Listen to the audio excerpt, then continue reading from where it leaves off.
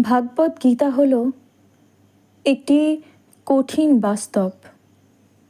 শ্রীকৃষ্ণের মুখ থেকে বের হওয়া প্রত্যেকটি কথা যেন আমাদের কঠিন বাস্তবতার সম্মুখীন করে দেয়। হয়তো আমাদের এই কথাগুলো শুনতে বা কাজে করতে ভীষণ কঠিন মনে হতে পারে বা কঠোর মনে হতে পারে, কিন্তু এগুলো আমাদের শেখায় জীবনের আসল মানে।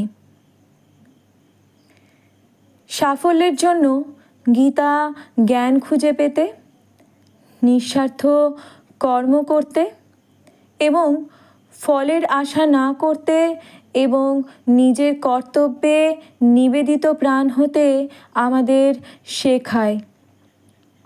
কারণ এই নীতিগুলি পার্থিব এবং আধ্যাত্মিক উভয় ক্ষেত্রেই সাফল্যের দিকে নিয়ে যেতে পারে, ফলাফলের উপর নয়। শ্রীকৃষ্ণ বলেন, কর্তব্যের উপর মনোযোগ দিন।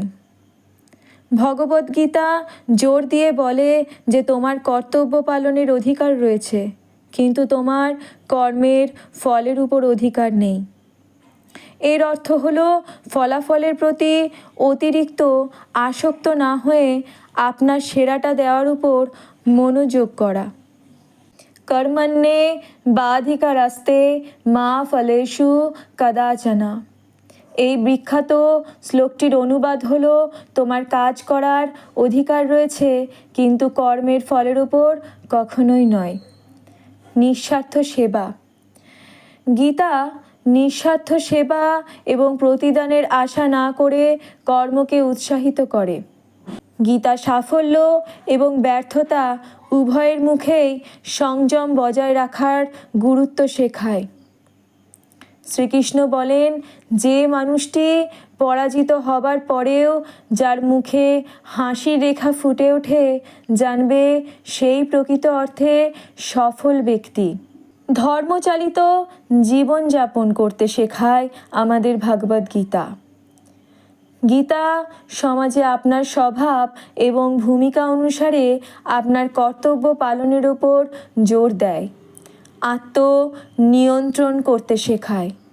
জীবন থেকে বিজয়ী হয়ে উঠতে হলে প্রতিটি মানুষকে আত্মনিয়ন্ত্রণের জন্য সংগ্রাম করতে হবে। কৃষ্ণ কর্মের ফল অর্জনের জন্য দায়ী 5টি কারণ ব্যাখ্যা করেছেন: শরীর, কর্তা, ইন্দ্রিয়, প্রচেষ্টা এবং পরমাত্মা। নারদ ছিলেন দেবতাদের ঋষি। বীণা বাজিয়ে হরিনাম গান করতে করতে তিনি স্বর্গ মর্ত্য সব জায়গায় ঘুরে বেড়াতেন। কোথাও যাবার তার বাধা ছিল না। একদিন তিনি এক বনের ভিতর দিয়ে যাচ্ছিলেন। এমন সময় একজন সাধকের সাথে তার দেখা হলো। সংসারের সব ছেড়ে দিয়ে সাধক রাত দিন ভগবানের সাধনা করতেন। তার চারদিকে উইঢিপি জমে উঠেছিল, কিন্তু সেদিকে তার কিছুমাত্র খেয়াল নেই। তিনি শুধু রাত দিন এক মনে ভগবানকেই ডাকতেন। নারদকে দেখে তিনি চিনতে পারলেন। প্রণাম করে জিজ্ঞেস করলেন, প্রভু, আপনি কোথায় যাচ্ছেন? নারদ উত্তর দিলেন, আমি বৈকুণ্ঠে যাচ্ছি। বৈকুণ্ঠে নারায়ণের বাড়ি। তাকে দর্শন করতেই নারদ সেখানে যাচ্ছিলেন। সাধক নারদকে বললেন, আপনি যখন বৈকুণ্ঠে যাচ্ছেন তখন ঠাকুরকে একবার জিজ্ঞেস করবেন তো, কবে তিনি আমায় দয়া করবেন, আমি কবে মুক্তি পাব। আরও কিছু দূর এগিয়ে গিয়ে নারদ আর একটি লোককে দেখতে পেলেন। নানা রকম নাচ গান করে সে ভগবানকে ডাকছিল। তার নাচ গানের ভঙ্গি ছিল এক অদ্ভুত রকমের। নারদকে দেখে সে চিনতে পারলে। খুব ভক্তিভাবে প্রণাম করে সে জিজ্ঞেস করলে, প্রভু, আপনি আজ কোথায় চলেছেন? এই লোকটির কথাবার্তা, গলার স্বর সবই যেন কী রকম। নারদ উত্তর দিলেন, আমি বৈকুণ্ঠে যাচ্ছি। শুনে তার কি আনন্দ। নারদকে সে বললে, প্রভু, আপনি যখন বৈকুণ্ঠেই যাচ্ছেন তখন আমার জন্য একটি কাজ করবেন কি?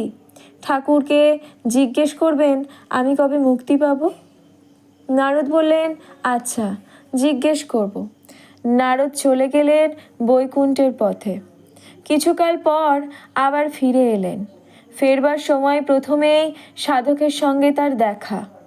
সাধক ওই ঢিপির মাঝখানে বসে এক মনে ভগবানের সাধনা করছিলেন। নারদের বীণার ঝংকার তার কানে যেতেই তিনি চোখ মেলে চাইলেন। নারদকে সামনে দেখে জিজ্ঞেস করলেন, আপনি কি আমার কথা ঠাকুরকে বলেছিলেন প্রভু? হ্যাঁ, বলেছি। ঠাকুর আমাকে বললেন তুমি আর 4 জন্ম পর মুক্তি পাবে। এ কথা শুনে সাধক অত্যন্ত দুঃখিত হয়ে বলতে লাগলেন, উহ, এত দেরি! কত সাধনা আমি করলুম, রাত দিন আমি ভগবানের ধ্যান করছি, আমার চারদিকে ওই ঢিপি হয়ে গেছে, এখনো আমার 4 জন্ম লাগবে। সাধক এই সব কথা বলতে বলতে অত্যন্ত করুণভাবে দুঃখ করতে লাগলেন। তাই দেখে নারদ ধীরে ধীরে অন্য লোকটির কাছে গেলেন। নারদকে দেখতে পেয়ে সে জিজ্ঞেস করলে, আমার কথা কি আপনার মনে ছিল প্রভু? আপনি কি তাকে জিজ্ঞেস করেছিলেন? নারদ জবাব দিলেন, হ্যাঁ, করেছি। তিনি বললেন, তোমার সামনে যে তেঁতুল গাছটা রয়েছে তাতে যত পাতা আছে ভগবানকে পেতে হলে তোমার আরও ঠিক তত জন্ম লাগবে। এ কথা শুনে লোকটির মনে আনন্দের সীমা রইল না। সে ভাবতে লাগলো, আহা, আমার প্রতি ভগবানের এত কৃপা! যোগী ঋষিরা জন্ম জন্ম ধরে কঠোর তপস্যা করেও তাকে পান না।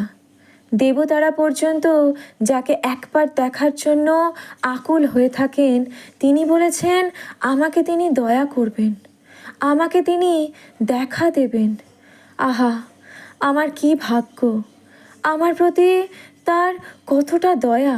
এই বলে সে আনন্দে আরও নাচতে আরম্ভ করে দিলে। তার এই অদ্ভুত আচরণ দেখে নারদও খুব আশ্চর্য হলেন।